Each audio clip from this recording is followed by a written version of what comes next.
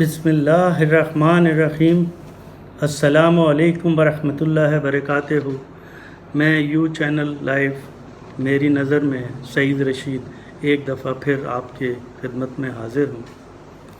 آج جو میں آپ سے باتیں کروں گا اس کے اندر میں جو ہمارے کپتان عمران صاحب کی 14 اگست کی تقریر تھی اور اس میں جو انہوں نے مبارکباد دی، مجھے بہت اچھا لگا کہ وہ یہ چیزیں اپنی عوام کو بتا رہے ہیں، مگر مجھے یہ بات کہتے ہوئے بڑا افسوس ہو رہا ہے کہ جن لوگوں نے ان کی اسپیچ تیار کی اور جن لوگوں نے انہیں فگر دیا، پھر ایک دفعہ پھر وہ ان کو مس لیڈ کر رہے ہیں۔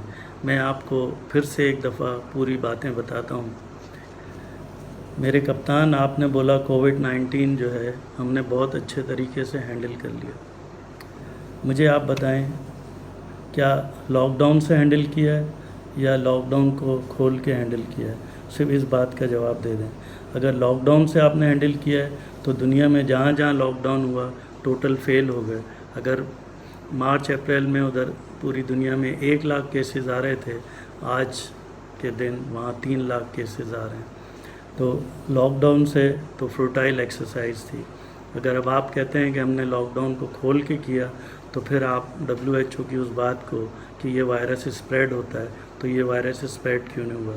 تو یہ وہی بات ہے جو میں مارچ میں آپ سے کہتا تھا کہ یہ جو کووڈ-19 ہے یہ اتنی سیریس چیز نہیں ہے جس کے اوپر لاک ڈاؤن کریں اور ساری چیزیں بند کریں۔ آپ نے ٹیسٹ کرنے بند کر دیے، آپ نے پینک پھیلانا بند کر دیا، روز کی ڈیتھ باڈیاں شو کرنی بند کر دی۔ دیکھیں نارمل ہو گیا، نارمل ٹریٹ کر رہے ہیں آپ اپنے پیشنٹس کو، یہ نارمل ہوتا چلا جائے گا۔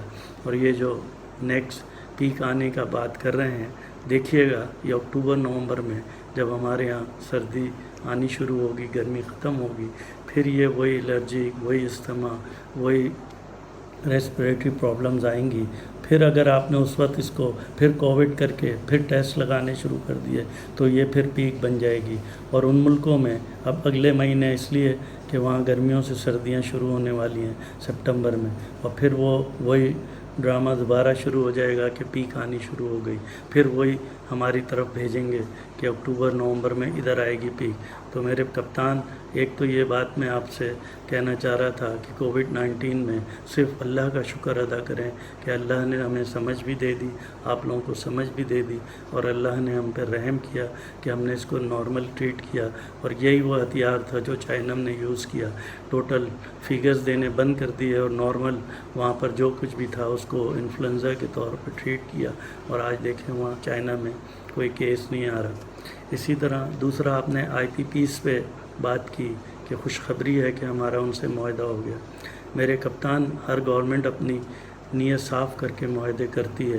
اب ہمیں نہیں پتہ کہ IPPs کے بیک ڈور پہ کیا کام ہوا ہے، مگر جو بظاہر لگ رہا ہے، جو آپ سمجھ رہے ہیں، یہ وہی لوگ ہیں جو پہلے بھی، اگر کسی میڈیا کے پاس یہ جو ہمارے حفیظ شیخ صاحب کی تقریریں ہیں یا ان کے بجٹ کی وہ ہیں تو وہ سن لیں آپ، یا ہمارے عمر ایوب صاحب کی اس وقت کی باتیں ہیں تو سن لیں۔ یہ اسی طرح بتاتے تھے کہ اتنا ہم نے جو ہے قرض اتار دیا، اتنا ہم نے یہ کام کر دیا۔ تو یہ کوئی نئی بات نہیں ہے، یہ آپ کو بھی اسی طرح مس لیڈ کر رہے ہیں۔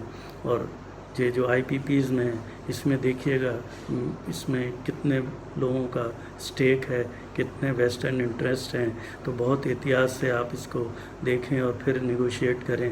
ابھی پہلے ایک ڈیسیجن آ چکا ہے وہ GDIC کا، تو اس کو احتیاط کریں کہ کوئی ایسی چیز مس ہیپ نہ ہو جائے جس سے پھر آپ لوگوں کو شرمندگی اٹھانی پڑے۔ اب آپ کہہ رہے ہیں کہ ہم ریونیو بھی زیادہ کریں گے، اس منتھ میں ریونیو ہمارا زیادہ آیا ہے۔ میرے کپتان، آپ 2019 سے جون 2020 تک کا بتائیے کتنی ریکوری ہوئی؟ وہ آپ کی کم از کم 1 کھرب کی شارٹیج آئی ہے۔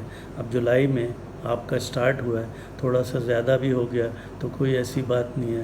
ہم انشاءاللہ جون 2021 میں آپ سے پوچھیں گے کہ جو آپ نے ٹارگیٹ سیٹ کیا تھا اس سے کتنا ڈیفیسٹ آیا، اور یہ 1 مہینے پہ رکھ کے چیزوں کو نہیں ناپیں۔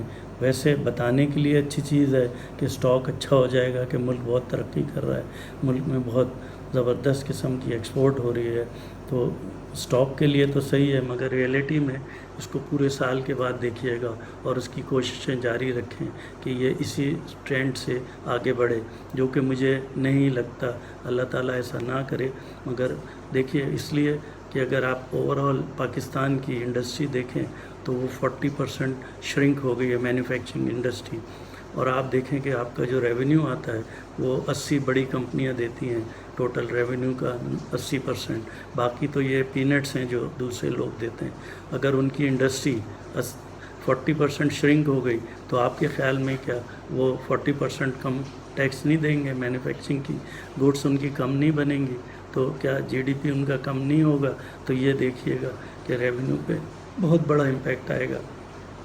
یہ تو آپ نے سمجھداری کی کہ اس دفعہ اپنا جو ٹیکس ریونیو ہے اس کو بہت ہی لو سائڈ پہ رکھا، ورنہ پچھلے سال کی طرح جو شبر زیدی صاحب نے آپ کو کہہ دیا 5.5 ٹریلین کر لیں گے، پھر کیا ہوا؟ باؤنس بیک لگا. میرے کپتان، آپ اپنے ساتھ ایسے لوگوں کو بٹھائیں جو آپ کو تنقید بھی کریں، آپ کو سمجھائیں اور آپ کو بولیں کہ آپ غلط.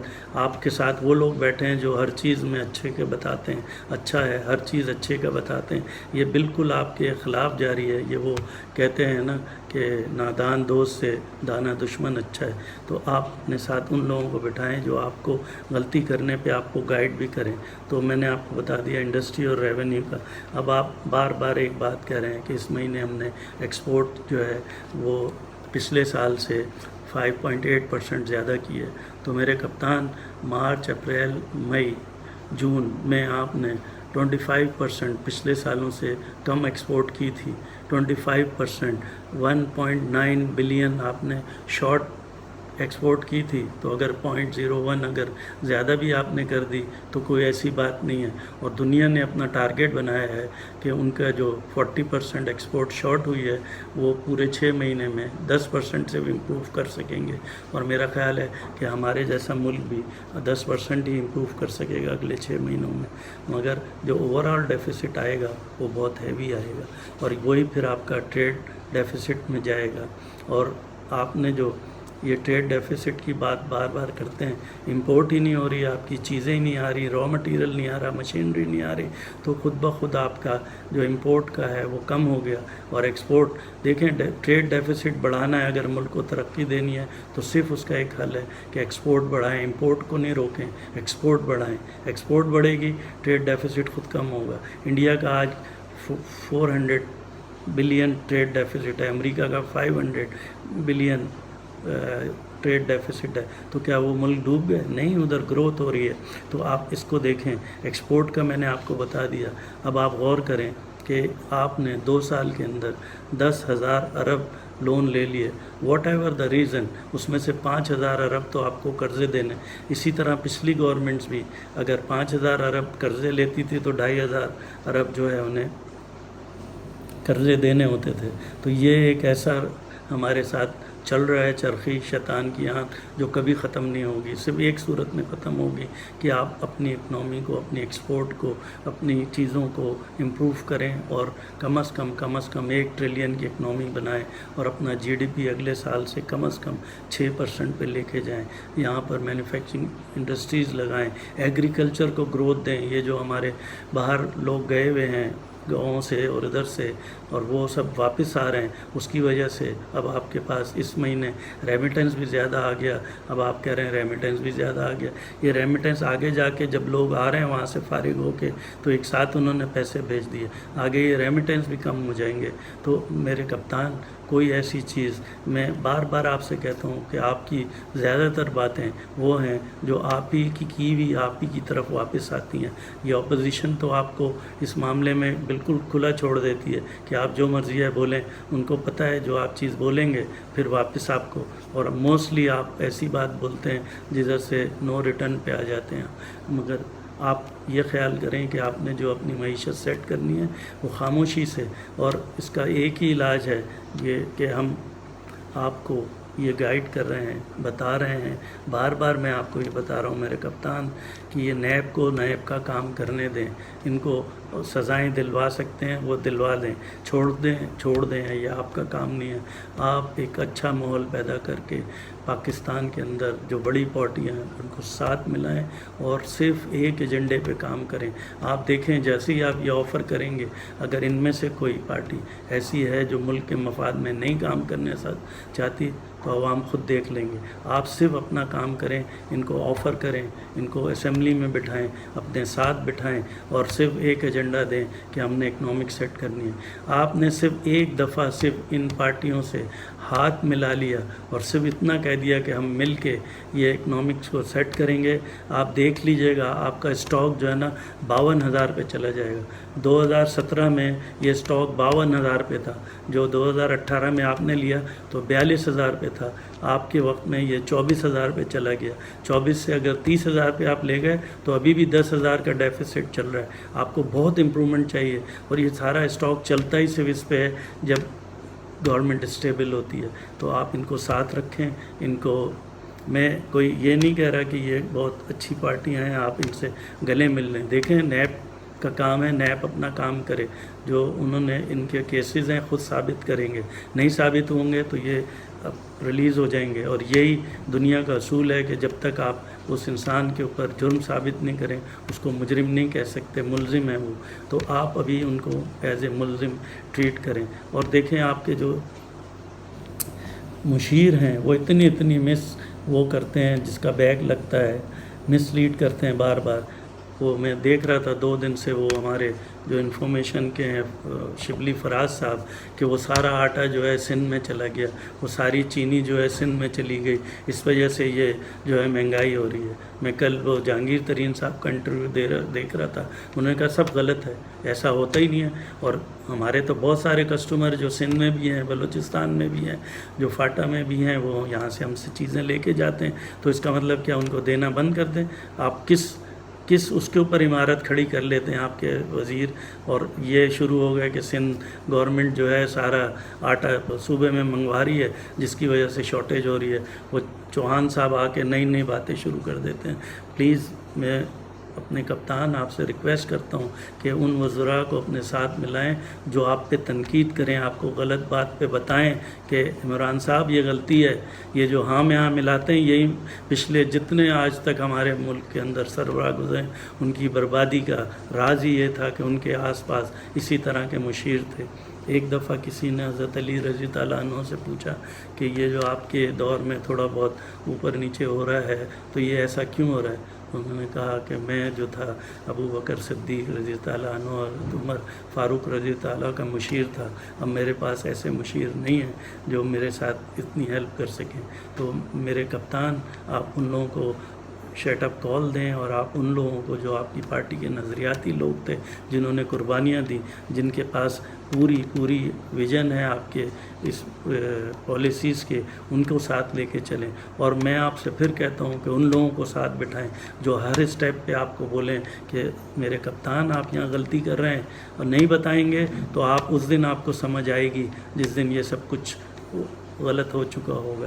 اور میرے کپتان اگر آپ نے آگے اس الیکشن میں اس ملک کے لیے کچھ کرنا ہے، الیکشن تو چھوڑ دیں، اگر اس ملک کے لیے کچھ کرنا ہے تو غور سے سن لیں میری بات. پاکستان میں پولیٹیکل اسٹیبلٹی لائیں، اور وہ صرف ایک صورت میں آئے گی کہ آپ ساری پارٹیوں کو بولیں ہماری لڑائی ہوگی انشاءاللہ 3 سال بعد جب ہمارا الیکشن آئے گا، پھر ہم ایک دوسرے کے اوپر خوب باتیں کریں گے. مگر ابھی صرف ملک کے اوپر بری حالت ہے، اکنامی سیٹ کرنی ہے تو آئیں آپ لوگ ساتھ ملیں. میں تو یہاں تک کہوں گا کہ اگر ان کو گورنمنٹ میں بھی لینا پڑے تو آپ لیں اور ان کے تھرو اپنی کچھ چیزیں ان کے بھی ایکسپیرینس سے فائدہ اٹھائیں اور اس کو آگے لے کے چلیں. یہ ملک ہمارا ہے. کیا یہ ملک پیپلز پارٹی کا نہیں ہے؟ کیا یہ ملک نون لیگ کا نہیں ہے؟ کیا یہ ANP کا نہیں ہے؟ کیا یہ فضل الرحمان کا نہیں ہے؟ یہ بھی اتنے مخلص ہیں جتنے آپ مخلص ہیں. تو ان کو ساتھ لے کے چلیں، انشاءاللہ ہر چیز آپ کی سیدھی ہوتی جائے گی. اور یہ جو 2 سال کی آپ نے رپورٹ دی ہے، یہ بھی آپ کے وہی مشیر ہیں جو ہر چیز اچھے کا بتا رہے ہیں. اور دیکھیں کتنا 2 دن سے اس کے اوپر باتیں ہو رہی ہیں کہ کس طرح بتایا، یہ تو وہ GDP 6 سے 1 پہ لے گئے تو کیا ترقی ہوگی. اور ریزرو ہمیشہ ایسے ہی رہیں. جب بھی کوئی گورنمنٹ، جب زرداری صاحب نے ٹیک اوور کیا تھا 2.5 بلین کے ریزرو تھے، جب نواز شریف نے لیا تو 4 بلین کے ریزرو تھے. یہ تو ہوتا ہی ہے، گورنمنٹ جب جاری ہوتی ہیں تو چیزیں اسی طرح رہتی ہیں. تو یہ کوئی ایسی انہونی نہیں ہے. آپ صرف آگے کا دیکھیں. लुक फॉरवर्ड, ये पिछली बातें भूल जाएं, आप सिर्फ एक्सपीरियंस करें पिछली से और आगे बढ़ें। और आगे बढ़ना सिर्फ पाकिस्तान के लिए आगे बढ़ें, पीटीआई के लिए नहीं बढ़ें। और आगे बढ़ने के लिए सिर्फ एक ही रास्ता है कि पॉलिटिकल स्टेबिलिटी करें इस मुल्क के अंदर। जैसे ही आप करेंगे, आप देखिए पाकिस्तान इकनॉमिकली भी ग्रो करेगा, आपका रुपया भी स्टेबल हो जाएगा, स्टॉक भी आपका सेट हो जाएगा, बाहर के मुल्कों की इन्वेस्टमेंट भी आनी शुरू हो जाएगी। आप क्या समझते हैं इतनी पॉलिटिकल डिस्टर्बेंस, एपीसी हो रही है, एपीसी हो रही है, स्ट्राइक हो रही है, धन्य कोई इन्वेस्टर आएगा इधर? और यही आपकी अपोजिशन का टारगेट है, वो आपको हटाएंगे नहीं, मगर ऐसे हालात रखेंगे कि अगले 5 साल बाद आपको 5 सीटें भी ना मिलें। तो मेरे कप्तान, मैं समझता हूँ मेरी इस राय को आप पॉजिटिव लेंगे और अपनी चीज़ों को गौर से देखें कहाँ गलती हो रही है।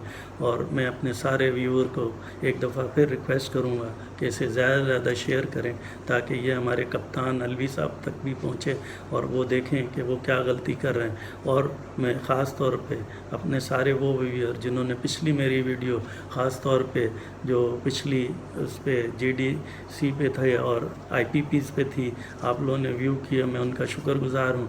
और आगे भी मैं आपको जो लेटेस्ट हमारी मूवमेंट होगी मुल्क की, उस पर बताता रहूँगा और कुछ दीन की बातें करूँगा आपसे। अगले मैं अपने वीडियो में आपको इंशाल्लाह ये जो कंस्ट्रक्शन कंपनी के ऊपर मेरे कप्तान से थोड़ा मिसफायर हुआ है, उसके बारे में एक वीडियो नशर करूँगा और आपको बताऊँगा उसके फैक्ट्स क्या हो रहे हैं। मेरा ख्याल है कि मैं अपना मैसेज पूरी तरह आपको पहुँचा चुका हूँ।